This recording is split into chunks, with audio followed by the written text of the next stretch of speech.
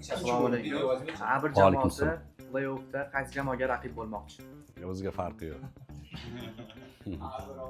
Chiroyli o'yin bo'lishini, madaniyatli o'yin bo'lishini, kuchli va shouga boy o'yin bo'lishini xohlaymiz.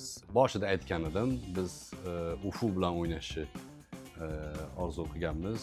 Qani, Alloh nasib qilsa yetib boramiz. Kuchlisiga. Eng kuchlisiga. Shu yerda xalqi boringlar, bo'ldi. Ana shularni beringlar, Blackstone'ni. Shu og'zi baland odamni chiqaraveraylik. Shu Blackstone'ni beringlar, ko'p gapirayotgan odam kamaytirib yuboraylik. To'g'risi biz play-offda kuchliroq komanda bilan tushishni xohlaymiz. Xudo xolasa chiroyli o'yin ko'rsatamiz deb o'ylaymiz. Va alaykum assalom. Kosmos jamoasiga play-offda raqib tanlamaydi o'ziga. Kim tushsa o'sha bilan o'ynaveramiz. O'zi bizga raqib tanlamaymiz.